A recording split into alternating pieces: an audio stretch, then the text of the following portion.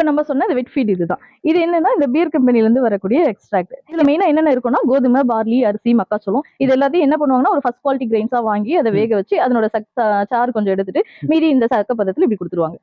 Okay, இது பாத்தீங்கன்னா ஈரப்பதமா தான் இருக்கும். ஏன்னா வேக வைக்கிறதுனால இது வந்து கம்பெனில இருந்து ஈரப்பதமா தான் வரும். இது வந்து பியூர் பீர் வேஸ்ட். இதனோட கிலோ பாத்தீங்கன்னா நம்ம கலப்பு தீவனமா கொடுக்கும். இது என்னன்னா வந்து கிழங்கு மாவுன்னு சொல்லுவாங்க. இது மரவள்ளி கிழங்கு இருக்கு இல்லையா, அதோட மேல் தோல் உள்ள இருக்கிற அந்த கிழங்கு ரெண்டுமே சேர்த்து சோ இதையும் கலந்து நம்ம ஒரு 50 கிலோ மூட்டையா கொடுக்குறோம். இந்த பீர் வேஸ்ட் பொறுத்த வரைக்கும் கொடுக்கும்போது மாட்டுக்கு கண்டிப்பா பால் கறவல் ஏறும். அந்த கறவல் ஏறதுனால மாடு இறைக்க கூடாதுன்றதுக்காக நம்ம கோ சப்ளிமெண்டா அந்த வந்து மரவள்ளி கிழங்கு மாவையும் கூட கலந்து கொடுக்குறோம். இது ரெண்டும் கலந்து கலப்பு தீவனம் இது 50 கிலோ மூட்டை பாத்தீங்கன்னா 430 ரூபாய் கொடுத்துருக்கோம். இது பாத்தீங்கன்னா இப்ப இந்த பீர் வேஸ்ட் இந்த கலப்பு தீவனம் எல்லாம் பாத்தீங்கன்னா நேரா வந்தாதான் எடுத்துக்க முடியும். இப்போ வந்து 5 மூட்டை 10 மூட்டை திருநெல்வேலியில இருந்து கூட கேட்பாங்க, எங்களுக்கு ஒரு 5 மூட்டை அனுப்ப முடியுமா? சோ அந்த மாதிரி பாத்தீங்கன்னா இது ரெண்டுமே நம்மளால பார்சல்ல போட முடியாது, ஈரப்பதம் கொஞ்சம் இருக்கிறதுனால. சோ இந்த பிராண்ட் எதுக்காகனா இந்த பீர் வேஸ்ட் மரவள்ளி திப்பியை மெயின் இன்கிரீடியன்டா வச்சுட்டு இது கூட வந்து ட்ரை ஃபீட் ஒரு 6 விதமான ட்ரை ஃபீடையும் நம்ம ஆட் பண்ணி ஈரப்பதத்தை எவ்வளவு குறைக்க முடியுமோ குறைச்சி கொடுக்குறோம். இதை வந்து தமிழ்நாடு